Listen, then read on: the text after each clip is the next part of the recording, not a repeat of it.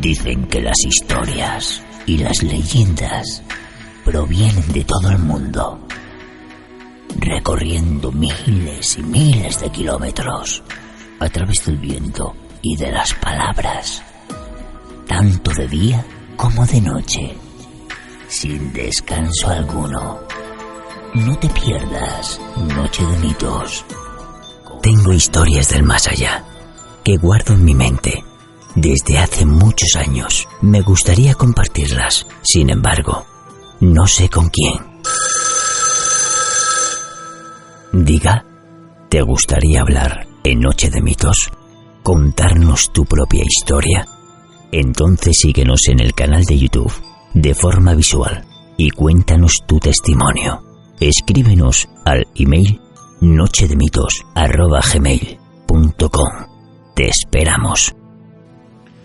Hoy en Noche de Mitos tenemos el placer de tener con nosotros a un gran investigador con una dilatada experiencia y que, la verdad, teníamos muchas ganas de tenerlo con nosotros, y esta es una ocasión que se nos ha brindado idónea para ello. Acaba de publicar un libro que se llama Más allá de lo sobrenatural, de Ediciones Cidonia. Podéis entrar en la web cidonia.com, edicionescidonia.com, y echar un vistazo, si queréis, a las primeras páginas. Y se llama Marcelino Requejo. Muchos lo conoceréis seguramente de programas como El último peldaño, de nuestro amigo Joaquín Abenza, aunque también ha salido muchos otros, en Milenio, de Antón, o también en Espacio en Blanco. Y lleva 40 años, que se dice pronto, investigando, indagando y brindando también hipótesis, conociendo muchísimos testigos, sumergido en lo que debe de ser, en primera mano, investigar, y lo que debe de ser el mundo del misterio, la investigación de campo auténtica. Hoy lo tenemos aquí con nosotros. Marcelino, muchísimas gracias por hablar para Noche de Mitos hoy. Gracias a ti. ¿Cómo estás? Pues muy bien, buenas noches. Sí. Aquí esperando hacer una entrevista, bueno, que te sea lo más fructífera posible, que te pueda aportar algo, ¿no?, dentro de lo que yo realizo en las investigaciones de campo. Sí, a mí sin lugar a dudas, y seguro que para los oyentes también.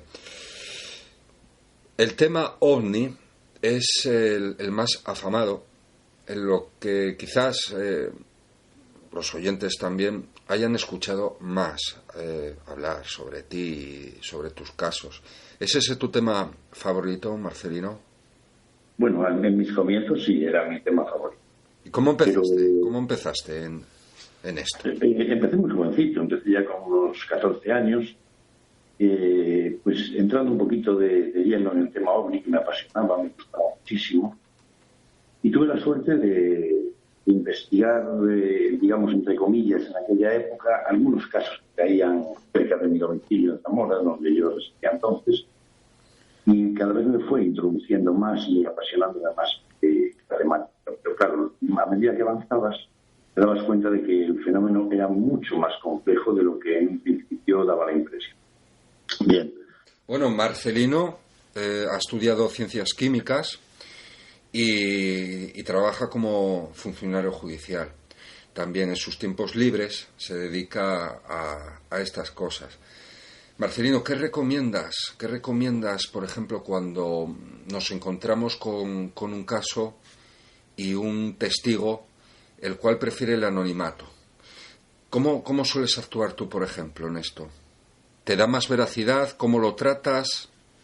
Sí, yo trato a todos igual. El hecho de que quiera el anonimato, y más en los tiempos que corren, es lógico. Antiguamente, menos, hace unos años, unos 20 o 30 años, a la gente le daba igual, lo contaba con toda naturalidad y no le importaba que su nombre saliese en un artículo, incluso su fotografía, pero a partir de los 90 no.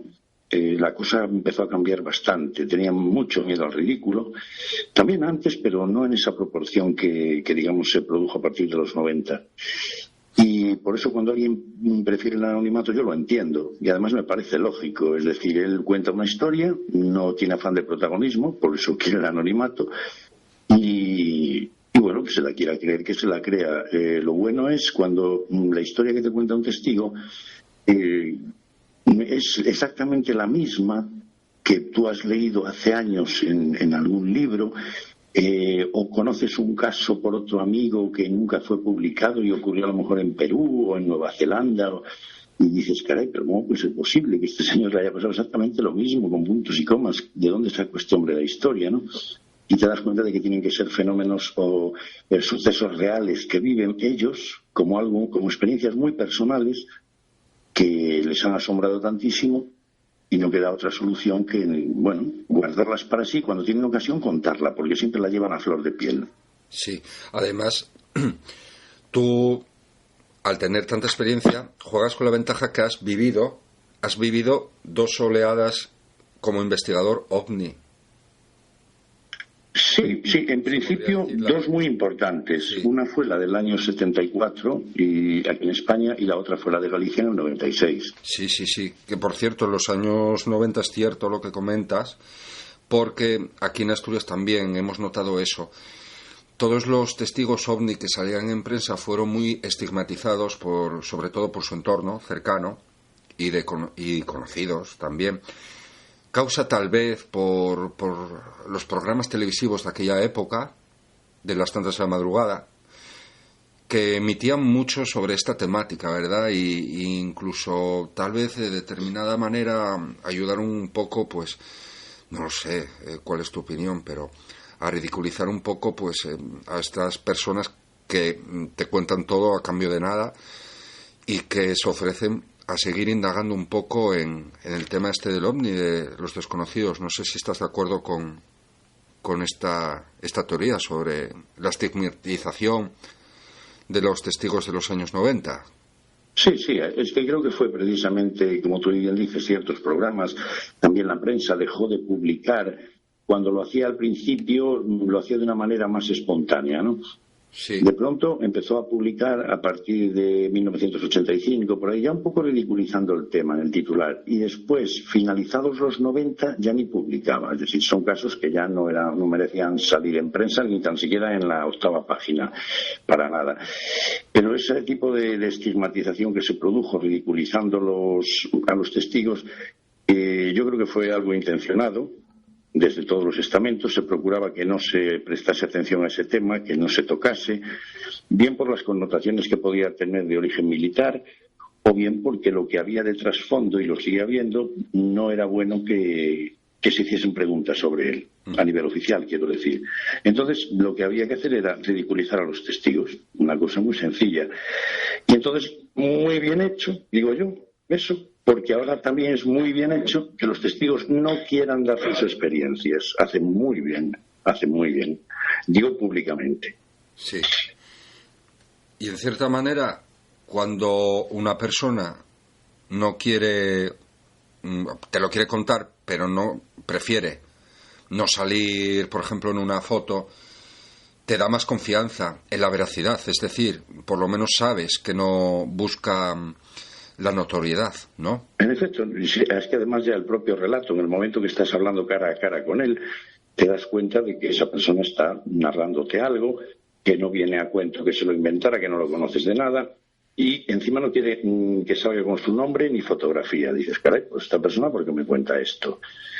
Realmente lo que está haciendo es dándole veracidad a su testimonio. Sí. Y como digo, no es lo mismo leer algo en un libro hoy en día, o hace tiempo da lo mismo, que tener delante a la persona y que te lo esté contando a solas. La diferencia es abismal, porque ahí es donde el investigador se da cuenta de que lo que te está narrando esa persona lo vivió, de la manera que uno quiera pensar que lo vivió, pero lo vivió. Sí. Marcelino Requejo, otros libros como OVNIs, Alto Secreto, Apariciones Marianas, La Respuesta Definitiva, y también participó en el libro Coral y Solidario de Cidonia, Hay otros mundos, pero están en este. No podemos faltar a explicar eso. También has escrito numerosos artículos y bueno, siempre divulgando, ¿no?, estos trabajos. te voy a hacer una pregunta porque en una ocasión como esta, de tener un investigador de tu calibre en Noche de Mitos, quiero hacértela. Quiero hacerte esta pregunta y compartirla también con los oyentes, si te quieres mojar, entre comillas. Marcelino Requejo cree en el fenómeno ovni como extraterrestre, quiero decir, o militar. Yo creo en el fenómeno ovni en las dos facetas que tiene. En la faceta extraterrestre pura y dura, digamos, pero hay una segunda faceta que quizás sea la más interesante, y es la faceta dimensional. Es un fenómeno que procede de otros planos dimensionales o de otros universos paralelos al nuestro. Por lo menos los testimonios a veces son tan sumamente surrealistas. Estamos hablando de testimonios sobre avistamientos de objetos o seres, que no cabe la posibilidad de decir que se trate de altas tecnologías, más avanzada que la nuestra en una determinada proporción. No, es algo que va mucho más allá. Es decir, si se trata de unas tecnologías, desde luego ya no proceden de nuestro universo. Creo pensar que no proceden de aquí. JJ Benítez, que por cierto escribió un prólogo para uno de tus libros, es también defensor de cierta teoría que, ha manifestado, por ejemplo, en obras como Caballo de Troya, ¿no? Que sería nosotros mismos en el futuro. Tú te aventuras a también abrir esa puerta, quizás de la esperanza, hacia la explicación de parte de ese fenómeno. No podemos descartarla. Desconocemos tanto sobre el absurdo y el teatro de la fenomenología ovni que hasta esa propuesta puede ser válida. Pero desde luego sería, abrir un tercer compartimento de posibilidad. A mí la impresión que me da es que el tema dimensional se las lleva casi al 90%. ¿Y cuál es el caso ovni que más pudo impactarte, sobre todo en aquellos primeros años, como investigador? En aquellos primeros años, pues fue uno que precisamente presencié yo con otras personas. Yo tenía 14 años entonces. Y una cosa es que te cuenten algo y otra que lo presencies tú. Sí. Entonces, claro, cuando tú ves aquello y otras personas adultas están contigo y están viendo lo mismo, todos quedan asombrados y ves una esfera voladora que se va sustentada sobre un disco rojizo a 100 metros de altura sin producir ruido alguno. Y, la ves con toda tranquilidad, porque no es algo que vaya deprisa, no, ni muchísimo menos. Hubo tiempo de sobra, ¿no? Es el típico avistamiento, digamos, de los pilotos, ¿no? Que siempre ven todo muy fugaz, muy rápido. Pasó, no pasó, lo detectó el radar, ¿no? No, esto con tranquilidad, con serenidad, con aplomo. Sí, dices que... Y hombre, sí que impactó porque era algo completamente desconocido y hablamos de 1969. Vaya, 68-69, oleada ovni, también.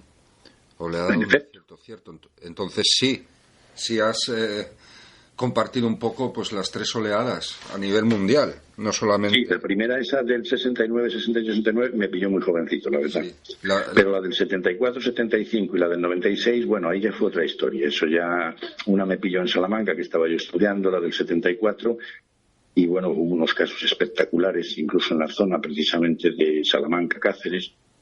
Y ahí pude investigar algunos casos de los más, importantes que se produjeron o que existen hoy en la ufología española. Sí. Y no digo nada, la del 96, que ya me pilló de lleno en Galicia.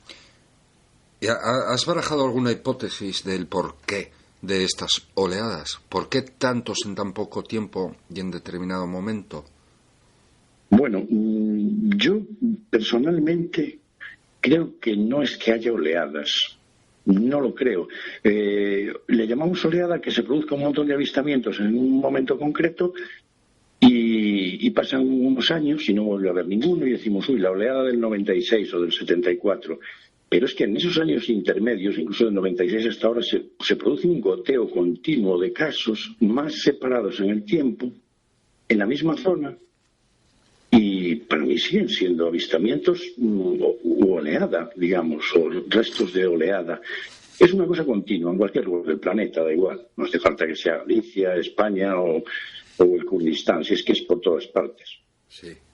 Y ya antes Antes de adentrarnos un poco en la temática del libro que recoges, no solamente casos ovni, luego lo contaremos, sino incluso de apariciones fantasmales y demás, casos raros, pero antes quiero seguir hablando contigo de este tema y preguntarte, aprovechar, repito, ya que tenemos un investigador de un calibre como el tuyo, preguntarte sobre qué opinas tú de teorías como la del ufólogo Ay Michel, y que tengan relación estos avistamientos en lugares concretos con alguna energía telúrica.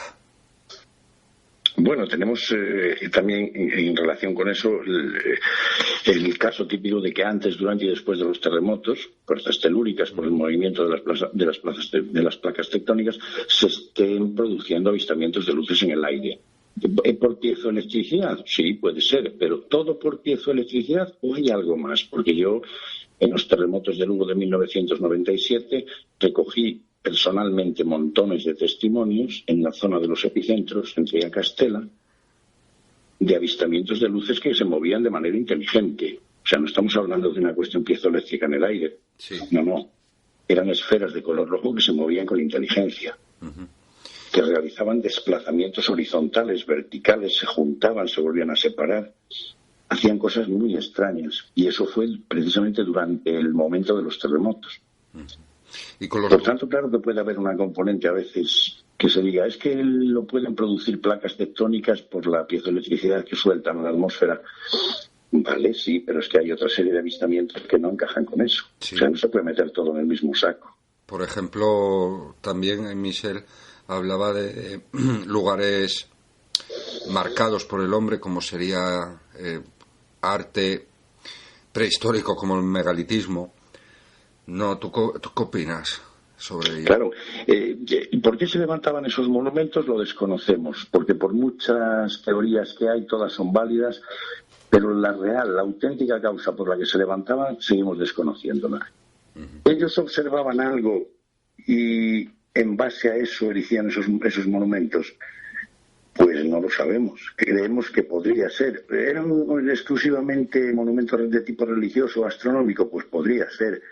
Pero la causa última, por mucho que se especule, al no haber una documentación exacta y fehaciente, no la sabremos, o no la sabemos de momento. Seguirá siendo un enigma, ¿no? Porque los enigmas tienen solución, los misterios no. Siguen siendo misterios siempre, si no dejan de serlo. Sí. ¿Cuándo decides, o cuál fue el primer caso extraño, parejo, aparte, separado del fenómeno ovni, que trataste y que te impactase de tal manera que decides ampliar tu abanico de investigación y dedicarte pues a todo lo que pueda surgir? ¿Qué caso recuerdas que te marcó? Fíjate, el primero sería muy difícil saberlo, pero está muy relacionado con la investigación ovni, en el sentido de que cuando estabas investigando un caso, pues normalmente el testigo te decía, bueno, también mi cuñado o mi prima habla con ella, que vio hace no mucho una cosa, que tal. Entonces, cuando hablabas con su prima, tú pensabas que había visto un ovni o algo así. No. Era una experiencia extrañísima que le había ocurrido, que para nada tenía que ver con el fenómeno ovni ni las apariciones marianas. Sucesos extrañísimos en cualquier aldea de cualquier parte. Y yo los iba apartando, los iba poniendo, digamos, un poco en cuarentena. Y al final me decidí a escribir un libro con ellos para ver si alguien tiene una explicación a eso, porque claro, hay de todo, lo encontrabas de todo, desde muñecos poseídos, que es tan típico de las películas y de algo que no nos toca, que es lejano, no. Recopilar casos de muñecos poseídos o de monjes que invaden las carreteras, monjes altísimos con un farol en la mano, que invaden las carreteras nocturnas en Galicia. Seres que invadían los dormitorios, pero para nada tenían que ver con los visitantes de dormitorio, o seres cabezones bajitos, típicos de aspecto humanoide, marciano. No. Estamos hablando de entidades muy extrañas que aparecían de golpe, se encogían, volvían a estirarse, vestidos de unas formas estrafalarias, aparecer en los dormitorios. Todo ese tipo de fenómenos y muchos otros, que bueno, sería muy prolijo de enumerar ahora, son en parte los que recogí en este libro, una parte de ellos, porque claro, quedan cientos y cientos para para haberlos podido publicar también, ¿no? Mejor, así tendremos más partes. Recordamos el título del libro para el oyente, el título es Más allá del sobrenatural, de Marcelino Requejo, y lo tenéis en ediciones Cidonia, en cidonia.com. Y hablabas de ese caso, de esos monjes en carretera. Recoges el caso en el año 2002, y me gustaría, dado que forma parte de uno de los capítulos de tu libro, que, sin hacer mucho spoiler, sí que nos contaras un poco sobre ese caso, a lo mejor algo que no pudiste incluir en el capítulo, que nos cuentes tu experiencia personal sobre el caso este que nos citábamos anteriormente. Mira, yo prefiero hablarte quizá del caso que es mucho más enigmático, porque es de una época en la que no se hablaba de humanoides, que en lo que el tema ovni no existía. Sí.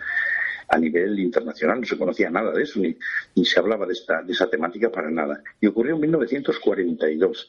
Y me lo contaba David Fernández, un anciano, que en cierta ocasión, por medio de unos familiares, hablando yo a solas con él, le dije, ¿y qué ha sido lo más extraño que le pasó a usted alguna vez en la vida? Porque era una persona ya de 80 y algo años, dices, caray, pues tiene que haberle pasado algo, haber visto algo, ¿no? Y yo esperando que me contara algún avistamiento ovni, ¿no? Sí. Y lo que me sorprendió es que me cuenta una historia cuando él tenía 20 años, en el año 42, y venía de una fiesta de Mondoñedo, y el 18 de octubre, que es San Lucas. Y claro, en aquella época tenía que hacer el trayecto en bicicleta.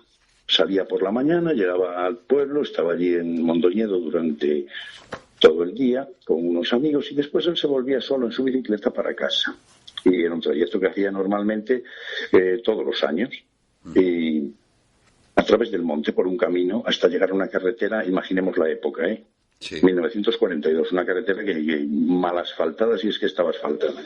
Bueno, pues para llegar a esa mal asfaltada carretera utilizaba un camino para abreviar a través del monte, y ahí es donde le ocurre un suceso verdaderamente espectacular. Él dice que la luz de la bicicleta apenas se alumbraba nada, porque era una noche muy oscura, y a eso de las 11 de la noche, a la derecha del camino observa a dos individuos de unos 2,5 metros de estatura, vestidos como monjes, con unas capas hasta los pies, pegados por los hombros, ligeramente flotando sobre el suelo como si no lo tocaran, y llevaban unas capuchas con un pico un poco acentuado. Vaya. Entonces estaban, según le pareció a él, mirando hacia la carretera los dos juntos, hacia el camino, pero pegaditos al camino, ¿no? Dice, tan cerca del camino estaban los dos que si al pasar al lado de ellos con la bicicleta yo hubiese extendido mi mano derecha, les hubiese tocado. Dice, no en el pecho porque eran altísimos, pero bueno, les hubiese tocado seguro. Entonces él, según se está acercando a ellos, observa que comienzan a girarse, flotando, y se ponen de espalda a él en el momento justo que pasa la bicicleta a su lado. Y aún así David dice, yo les dije buenas noches, pero no contestó nadie. Entonces continué. Pero llegada a la parte superior del camino, había una curva a la izquierda, y dijo, me dio la curiosidad, dije, sería la pareja de la Guardia Civil, o qué sería eso, pero tan altísimos, porque dice que las capas eran doradas, de un color cereza oscuro, y brillaban en la oscuridad. Lo que hizo fue darse la vuelta, se deshizo unos metros hacia atrás otra vez para ver qué era aquello, pero ya no estaban. Y me chocó muchísimo que me volviese a decir que los había vuelto a ver unos 15 años después, pero en una situación completamente diferente y de día. Los vio en el interior de una capilla cerca de Mondoñedo, no lejos del lugar donde los había visto la primera vez. Estaban los dos unidos por los hombros, con ese mismo tipo de capas y la estatura exactamente iguales, junto al altar de una capilla que estaba la puerta cerrada, y por el agujero de la capilla, de la puerta, había un agujero en la madera, me dijo él, un agujero informe, y él estaba buscando a un familiar y no lo encontraban, se había extraviado y no daban con él, un abuelo suyo. Y resulta que le dio por mirar a ver si estaba dentro de la capilla, si se hubiera quedado allí o algo, y lo que vio fue a estos dos sujetos, de nuevo, allí. Me parece un caso de lo más surrealista, de lo más absurdo, Pero que, sin embargo, también has entrevistado a otra gente que también vio algo parecido. Sí, no, es que hay muchos más casos de ese tipo. Lo que pasa es que con la nitidez, a lo mejor, o la cercanía que los tuvo David Fernández, Sí. pues no. Y con tanto... Normalmente tenemos encuentros en carretera, por ejemplo, en el 2002, que es el que tú hablabas, ¿no? Sí. En Estaca de Bares, y eran 4 jóvenes que iban en un coche, creo que eran las 12:30, 1 de la madrugada, por ahí. Y este monje llevaba un farol blanco en la mano, o algo que colgaba de una cadena que brillaba mucho, Sí. la mano extendida, y salió de entre unos árboles, flotando, cruzó despacito la carretera y ellos pararon. Se quedaron mirando hacia él, aterrorizados, porque claro, que ellos no sabían lo que era, y de repente el monje, cuando estaba justamente en el centro de la carretera, se detuvo y se giró levemente y miró hacia el coche, y entonces vieron que en los ojos tenía 2 esferitas rojas. O sea, no era, y la cara, iluminada por los faros del vehículo, la cara estaba completamente demacrada, eran como huesos todo. Y en las cuencas de los ojos había 2 lucecitas rojas. Entonces él, sin quitarle el ojo al coche, lo que hizo fue seguir avanzando, terminó de cruzar la carretera y ascendió flotando por encima de los eucaliptos que se encontraban a la izquierda de la carretera y se perdió por encima de ellos hacia un monte cercano. Y te puedes imaginar el estado de pánico en el que entraron los 4 ocupantes del vehículo. Aquello fue, según me contaban, verdaderamente escalofriante. Sí. ¿Y cuál? Es que cuando contabas, por ejemplo, una persona veterana como es David, ¿no? Yo, por mi experiencia, dice la Miria en Galicia, y cuando ven este tipo de apariciones suelen relacionarlo con la Santa Compaña, y sin embargo él no lo hizo, ¿no? Y te lo cuenta con sumo detalle. ¿Qué va? Él no lo relacionó absolutamente para nada con eso. Y eso que David Fernández era un hombre que vivió toda su vida en una zona rural. Oyó siempre hablar de la Santa Compaña desde niño, pero aquello que vio, yo se lo dije. Le dije, ¿a ti te recordaba los cuentos de la Santa Compaña y todas estas historias? Dijo, no, para nada. Dice, eran 2 personas reales, pero altísimas, con capas doradas, y a la orilla del camino. Dice, vamos, es que nadie me puede decir que no los vi porque estaban allí, que si extiendo la mano los toco. O sea, estaba clarísimo que lo que había visto pues no tiene sentido ninguno. Dice que nunca vio cosas semejantes, salvo la segunda vez, cuando estaban buscando al familiar desaparecido a las 5 de la tarde, que le dio por mirar en la capilla de Argomoso. Y lo que ve es a estos 2 tipos junto al altar, quizá más girados, más hacia el altar y dándole más la espalda a él. Dice, pero es que eran idénticos, eran los mismos. Sí. Entonces, esto te hace pensar si determinada fenomenología va con el psiquismo de la persona, le acompaña, o realmente esos monjes estaban allí. Claro.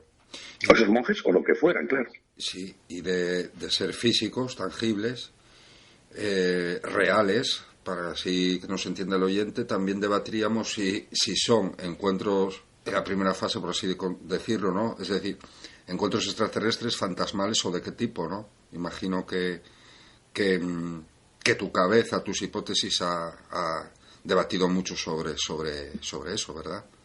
Claro, es difícil encajar este tipo de fenómenos. Fíjate que esta cuestión de los frailes en carretera o monjes que van vestidos con esos atuendos medievales son muy típicos de las zonas cercanas a Sevilla y también de las Urdes en Extremadura.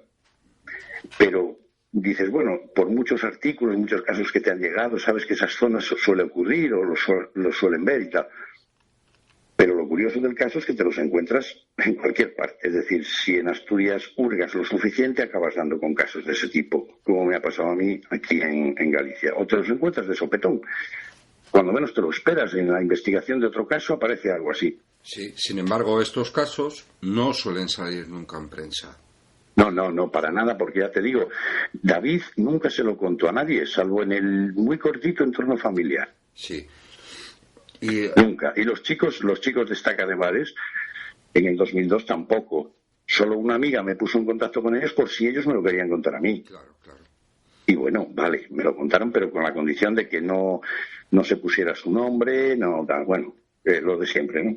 Y además, al ser un grupo, eso también descartas la hipótesis de alucinación, por ejemplo. Porque No, es que no tiene sentido. Una alucinación colectiva. Cuando vienes de una fiesta de vivero tan tranquilamente en el coche hacia tu casa y que las 4 personas vean lo mismo y detengan el vehículo. Es decir, había algo físico que impedía continuar la marcha. Ya. Sí. Tremendo. Pero ya te digo, lo que más me impactó fue el relato de ellos, que es como si lo estuvieran viviendo, porque me llevaron al propio lugar donde ocurrió. Sí. Y estaban realmente asustados todavía. Pues imagínese el oyente casos como este en el libro, más allá del sobrenatural que es del que estamos hablando, de Marcelino Requejo. Hay otro caso ya para ir finalizando, porque por desgracia me está encantando esta entrevista y bueno, hablar contigo y barajar hipótesis y hablar de este tema me está encantando, la verdad. Seguro que el oyente también, esperemos. Hay otro caso que me gustaría que me contaras un poco brevemente, que trata sobre un matrimonio, ¿no? Que escuchó andar a una muñeca, un objeto maldito, por así decirlo, y que escucharon a esa muñeca cómo se movía, ¿no? ¿Qué nos puedes contar de ese caso que dedicas a...? Sí, este fue un caso ocurrido en Tui, creo que fue en el año 98. Y bueno, resumiéndolo un poquito, pues un matrimonio joven de unos 30 años, 28, 30 años tenían.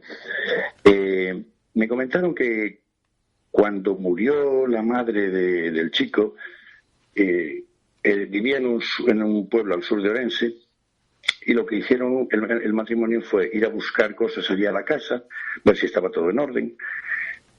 Y tenía esta señora una colección de muñecas tremenda, de muchos años.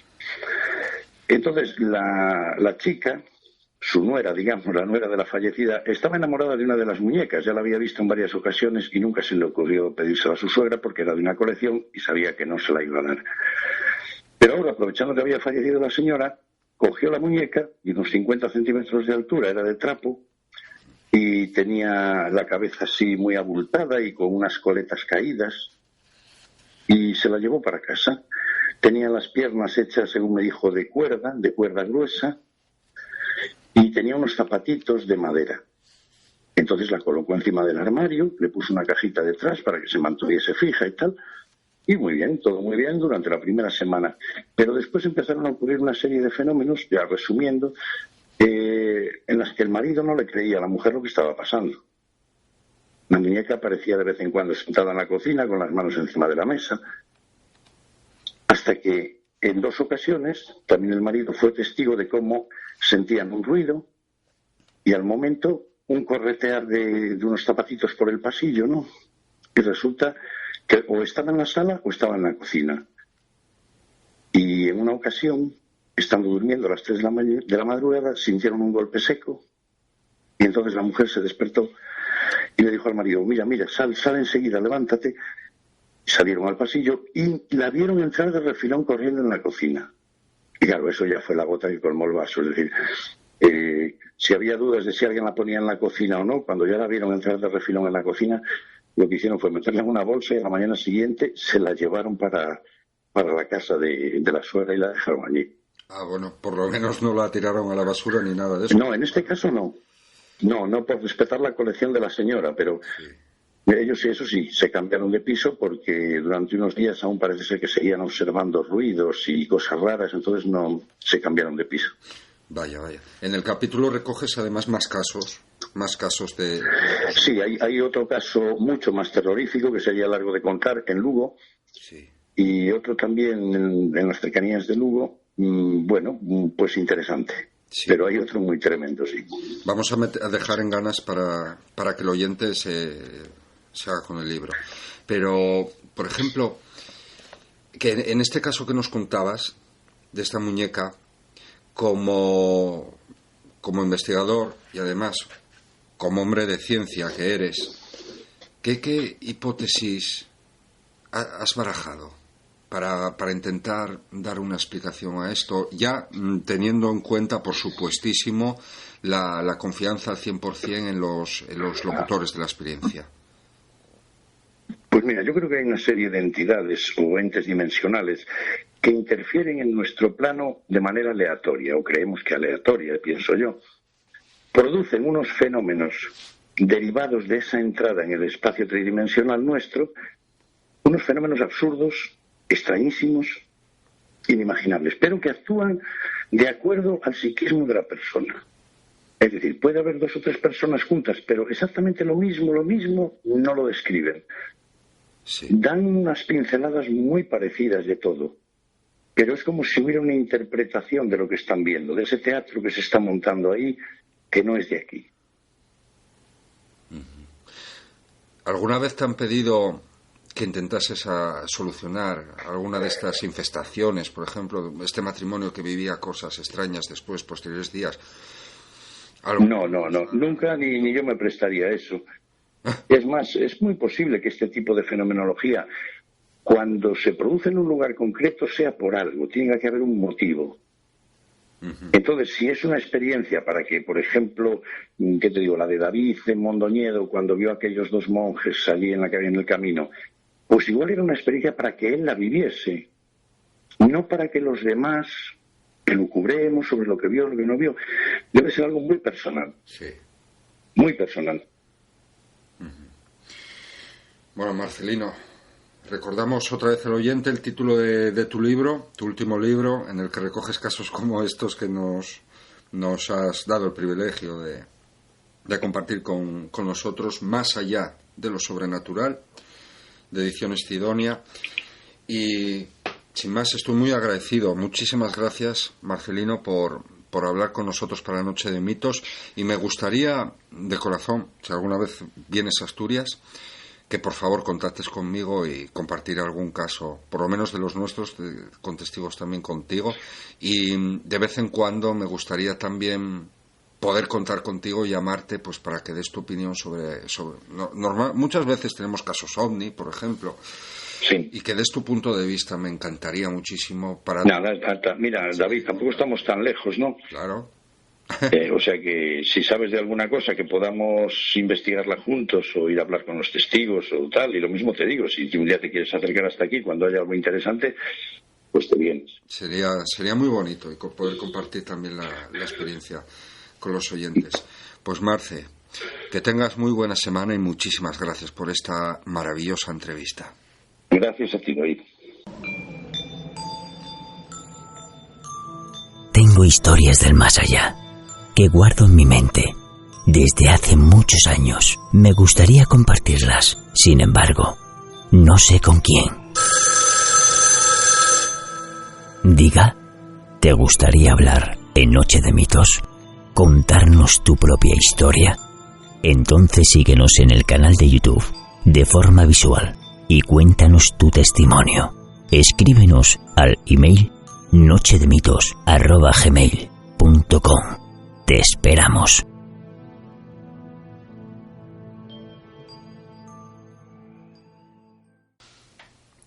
Hoy en Noche de Mitos tenemos con nosotros a un amigo muy especial, un gran investigador. Lleva muchísimos años, dilatada experiencia en el campo de investigación in situ. Nos trasladamos a Barcelona con Miguel Ángel Segura. ¿Qué tal, Miguel Ángel? Muchas gracias por hablar para Noche de Mitos hoy. Hola, ¿qué tal, David? Pues encantado de volver otra vez al programa. Pues muy bien, acabas de sacar un nuevo libro, ¿verdad? Sí, hace poco ha salido un nuevo libro. Es un libro del Hospital del Tórax que se titula Hospital del Tórax, mis primeras investigaciones, y en el cual relato un poco pues lo que son los primeros meses de investigación. Explico cómo descubrí el lugar, cómo me fui dando cuenta de que toda esa leyenda que se contaba tenía parte de realidad. Y bueno, encontré una caja con una bobina de DVDs y de CDs, y cuando empecé a mirar en el ordenador qué es lo que había ahí, me encontré que había pues artículos que había escrito, entrevistas, tenía audios, psicofonías y demás de los primeros meses, y todo eso era inédito, no había salido en ningún otro libro del Hospital del Tórax, así que decidí pues publicar un libro. Tienes un gran compendio del Hospital del Tórax. ¿Podríamos enumerar algunas? Sí, pues mira, los libros que tengo del Hospital del Tórax son Investigaciones en el Hospital del Tórax, que fue el primero. Sí, que lo tengo Luego, aquí, cierto, firmado por ti. Gracias. ¿Mm? Sí, sí. Muy bien. Luego está Hospital del Tórax, lo que nadie te ha contado, que este libro es investigación paranormal pura y dura. El último que ha salido es el que he comentado, Hospital del Tórax, mis primeras investigaciones. Y luego tenemos otros que son novela o mezclan investigación con novela. ¿Qué editorial es este último que has sacado, Miguel Ángel? Este es autoedición, sello propio. Sí, sí. ¿Y cómo podemos hacernos con él, o el oyente que esté interesado? Pues a través de Amazon, por ejemplo, es lo más sencillo. Estupendo. Y al hablar de que has encontrado una bobina, ¿había alguna, por ejemplo, grabaciones de vídeo de aquella época? Sí, había grabaciones de vídeo. De hecho, cuando hicimos una presentación en un grupo reducido de personas en una librería de Tarrasa, y allí, bueno, pues cogí fragmentos de esos vídeos que había y, monté un vídeo general de unos 40-50 minutos aproximadamente. Es decir, que sí que había vídeo, grabaciones de audio, entrevistas, incluso tenía un Word, había unas 30-40 páginas aproximadamente en los que yo iba relatando lo que me iba encontrando cada día desde el primer momento que acudí allí. Fíjate. No sé si te ha pasado al revisar los DVDs, vamos a hablar de ello aprovechando, ¿no?, esta ocasión, porque a mí me ha pasado con eso, con cintas magnéticas antiguas, que te pones a escucharlas y parece que el tiempo ha impregnado aún más quizás esos resultados, y uno se encuentra sonidos, psicofonías, voces extrañas que en su día no pareció percatarse al analizarlo. ¿Te ha pasado a ti alguna vez? Sí, me ha pasado en muchas ocasiones. Incluso, de hecho, te escuchas una psicofonía que tú en su momento interpretabas algo, pero de una forma clara y rotunda, y a lo mejor pasan los años, vuelves a escuchar esa grabación e interpretas otra cosa totalmente diferente. Es muy curioso. Sí. De hecho, alguna vez había escuchado alguna teoría que decía que los mensajes que dejan estas voces pueden incluso llegar a cambiarlos o a transformarlos con el paso del tiempo. Y claro, cuando yo escuché aquello me sorprendió un poco. Digo, yo no creo que sea así. Pero claro, cuando te das cuenta de lo que estamos comentando, dices, oye, pues no parece descabellada del todo esa teoría. Sí. El Hospital del Tórax, ¿cómo podrías resumirlo para el oyente que nunca ha escuchado o que esté interesado en saber más de ese lugar? Que no es a día de hoy lo que fue antaño cuando tú lo descubriste. Eso hablaremos de ello luego. Pero ¿cómo resumirías así, de repente, si te preguntase qué es el Hospital del Tórax para el oyente que Pues mira, no sepa qué es?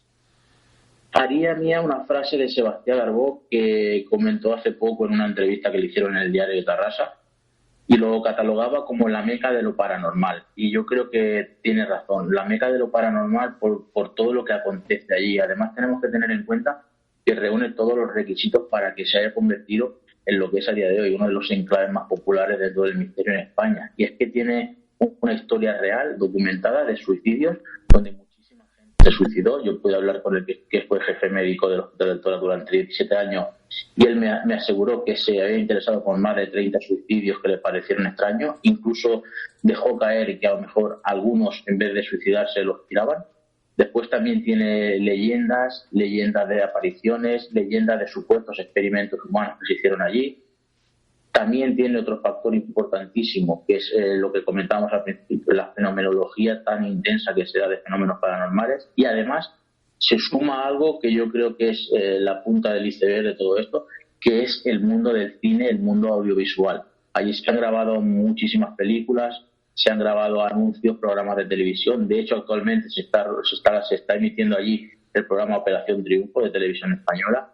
Y el mundo del cine y de las productoras se han encontrado con cosas extrañas. Entonces, tenemos un compendio que hace que el Hospital del Tórax sea uno de los lugares más fascinantes que hay a la hora de investigar todos estos temas. Un hospital de muchísimas plantas, con grandes salas divididas, que antaño comenzó en sus tiempos como hospital de tuberculosos solamente, o no. ¿Cuándo comenzó? Sí, se inauguró en el año 1954, si no me falla la memoria, porque a veces me confundo con 1952 y creo que sí, que fue 1954. Hasta el año 1975 fue el sanatorio antituberculoso de Tarrasa, En el año 1975 hicieron una reforma y se convirtió en lo que es el Hospital del Tórax. ¿Cómo descubriste tú este lugar? Si nos remontamos allí Pues, por el año 2000 poco fue, ¿no? Sí, 2003, 2005 creo, 2005 fue. Lo conocía desde siempre, pero lo tenía como olvidado en la memoria. Ten en cuenta que en coche, por ejemplo, lo tengo a 5 minutos prácticamente de mi casa, porque está muy cerca, pero está apartado, está casi en el municipio vecino de Matadepera y está apartado en medio del bosque, de la naturaleza. Y bueno, un compañero me habló de que conocía a una chica que había estado por el Hospital del Tórax, que la madre trabajaba en una zona que había habilitada, que es lo que era la Pineda, y que hablaba de que allí habían tenido experiencias. Y un día decido acudir al lugar, voy allí, pero me encuentro que está vallado y supuestamente están haciendo obras, entonces decido no acceder. Al cabo de los meses, esta misma persona me dice que parece que ya han quitado las vallas. Me acerco por allí, no hay ningún cartel que prohíba el acceso ni nada, y entonces cuando decido adentrarme por primera vez. Pero lo hago por los exteriores, porque el edificio estaba cerrado a cal y canto, no se podía acceder, y durante los primeros días de investigación luego por las zonas externas. Las zonas externas ya impresionan muchísimo, porque había un jardín lleno de maleza, una capilla muy grande, varias casas, pero pasado unos cuantos días de investigación es cuando encontramos un lugar donde se puede acceder al edificio, y es cuando entro por primera vez allí y me encuentro con algo que me pone la piel de gallina, porque se me mezclan todos los sentimientos, ilusión, entusiasmo, pasión por estar allí dentro, y por otro lado algo que te transmite el hospital es una sensación de incomodidad, sobre todo al principio cuando te enfrentas a esos pasillos completamente oscuros, tenebrosos, no sé, una mezcla de sensaciones y emociones interesante. ¿Cómo empezaste en esto? ¿Cuál fue tu primera psicofonía, Miguel Ángel? ¿Y con qué La primera psicofonía, aunque parezca extraño y curioso a la vez, la registré en mi casa. Y eso que normalmente cuando alguien se inicia en todo esto le da bastante miedo y lo último que quiere es hacer esas grabaciones en casa. Pero imagínate, a mí todo esto me causaba bastante terror, ¿no? Pero decido un día acudir a una excursión porque me gustaba mucho, me interesaba mucho el tema de los ovnis. Yo nunca había tenido trato con el misterio ni con gente del misterio. Y veo que organizaban en Los Monegros una alerta ovni. Le comento a un amigo de ir allí, pensando que me va a decir que no, porque nunca habíamos hablado de estos temas. Y me dice que sí. Acudimos hasta Los Monegros y allí me encuentro a gente que entiende mucho de todos estos temas y que empiezan a hablar de psicofonías. Incluso se van a experimentar a una cueva y a grabar psicofonías. Y cuando todas esas personas empiezan a exponer sus teorías, y veo que son personas que no le tienen miedo a todo esto, que curiosamente no vinculan estas voces a personas fallecidas, por lo menos no de forma, no lo aseguran 100%, sino que valoran otras hipótesis, me doy cuenta de que esto es algo muy interesante, de que yo quiero saber más, quiero averiguar qué es de todo esto, y es cuando empiezo a experimentar. ¿Y cuánto tardaste en obtener tu primer resultado? Bueno, pues la primera grabación que hice o registré algo, era como un ruido, ¿vale? A día de hoy no te sabría decir si ese ruido estaba provocado por algo o no, pero aquello ya me llamó bastante la atención. A partir de ahí tardé un poquito más en obtener una respuesta, una psicofonía que consideremos clara, quizá a lo mejor semanas de experimentación, pero lo que sí me di cuenta es que en el momento que empiezas a registrar voces, si sigues experimentando, cada vez esas voces entraban con más frecuencia, Y algo también que me llamó mucho la atención al principio es que cuando cambiaba de grabadora es como si las entidades o las voces necesitasen un tiempo de adaptación para dejar con mayor asiduidad sus voces en esa nueva grabadora. No sé, que ello me llamó mucho la atención. ¿Qué metodología fue la que utilizaste al principio? O sea, ¿qué instrumentos? ¿Cómo comenzaste? Empecé con grabadora analógica. En algunos casos le colocaba un micrófono externo y simplemente con eso, es decir, no desembolsé una gran cantidad de dinero para poder experimentar con esto. De hecho, con la grabadora que más psicofonías he registrado es con una digital pequeñita, que fue la primera que me compré, y con esa grabadora he conseguido muchísimas, cientos de voces, te podría decir. ¿Y cómo realizas las prácticas? ¿Preguntas? ¿Dejas grabando solo el aparato? ¿Cuál es tu protocolo? ¿Cuál es tu protocolo, Miguel Ángel?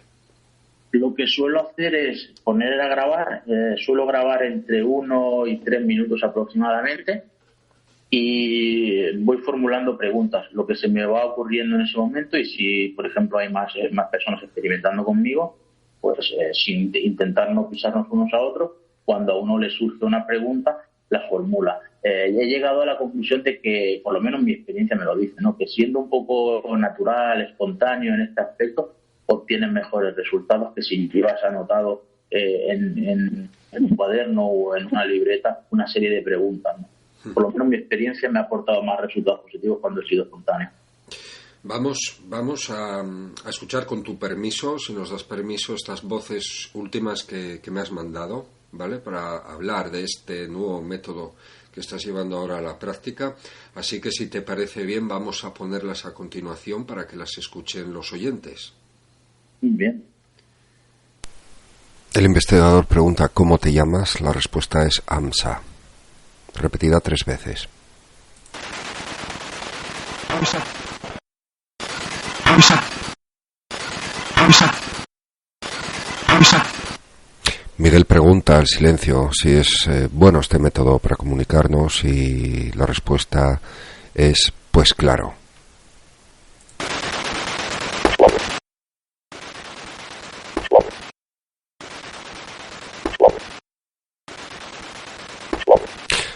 Miguel Ángel pregunta a las voces qué hora es y le responden 8 son y 4.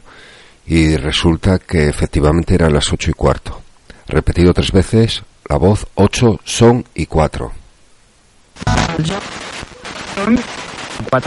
Miguel Ángel pregunta qué hora es, de nuevo en otra de sus sesiones, y una voz le responde que son las 9. Son las 9, la escucharemos 3 veces. Sin embargo, en esta ocasión, la hora eran las 8:17. La siguiente voz, el siguiente resultado de Miguel Ángel Segura, indica una respuesta ante una pregunta que lanza, que es: si hay alguien a ese otro lado que me conozca, dime algo. Y la voz le dice un nombre: Marcos.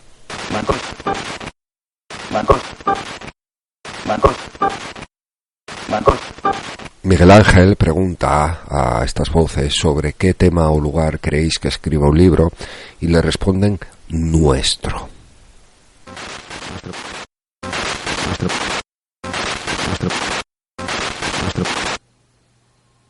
Hemos escuchado estos increíbles resultados que muestran parte del trabajo que está realizando Miguel Ángel Segura, y que en parte están realizando pues nuevas prácticas con los nuevos instrumentos, con la nueva tecnología que a día de hoy nos está brindando pues la evolución en sí mismo en todos los ámbitos, tanto de sonido como digitales, como también un poco de la moda de lo paranormal, ¿verdad, Miguel Ángel? ¿Qué nos puedes contar de este nuevo método que me comentabas tras los micrófonos que estás empezando a experimentar con él? Desde hace un tiempo, ¿no?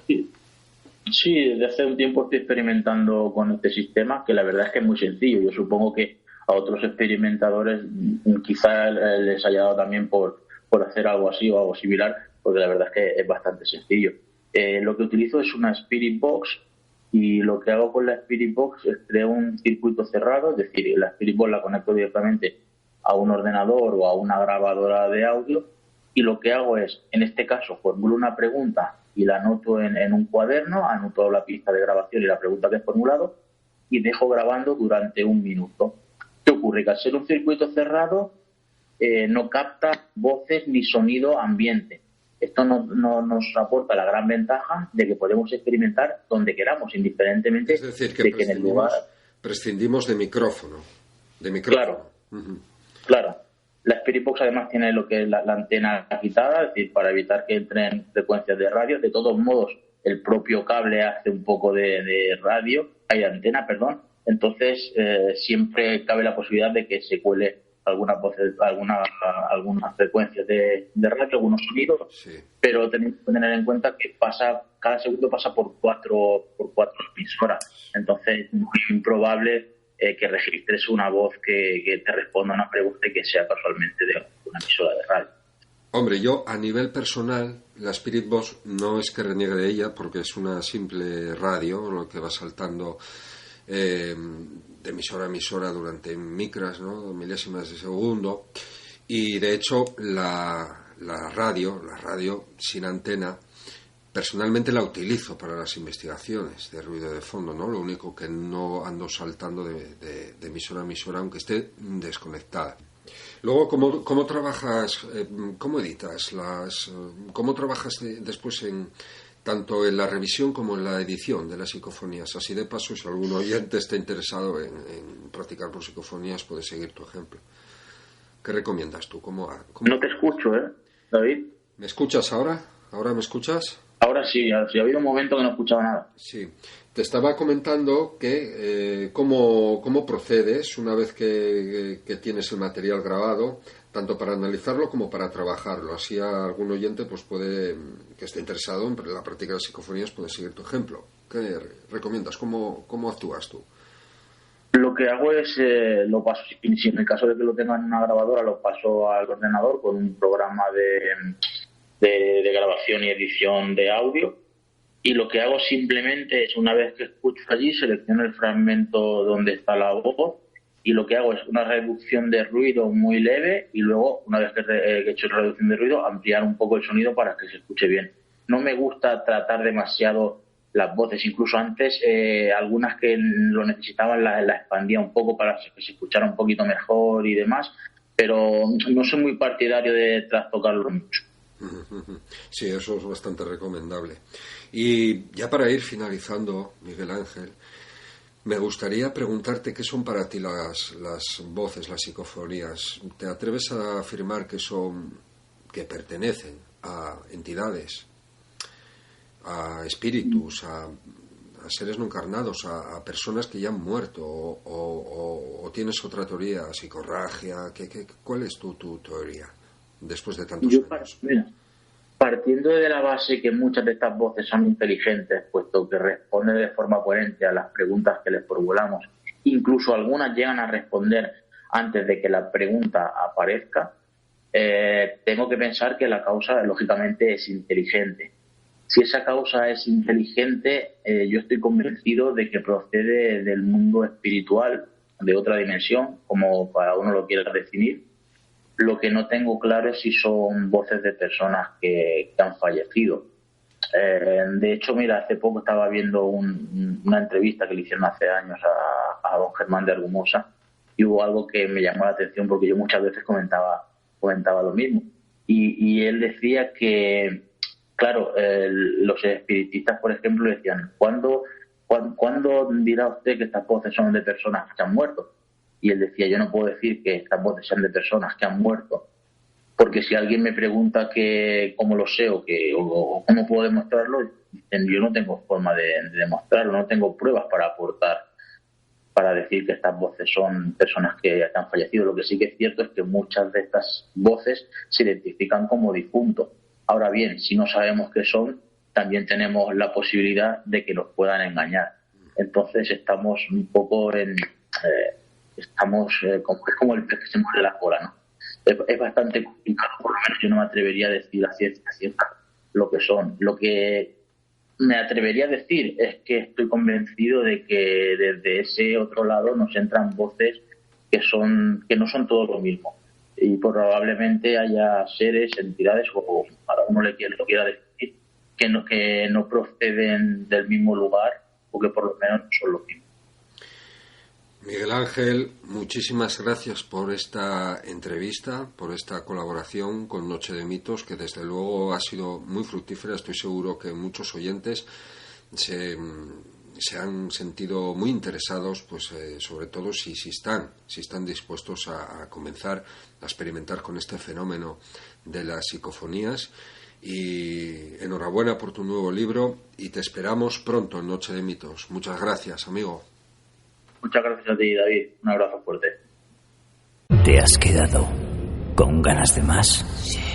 Entonces síguenos en Facebook, Twitter, Instagram, iVoox y iTunes. Y si quieres saber más sobre nosotros, entra en nochedemitos.blogspot.com. Te sentirás cerca.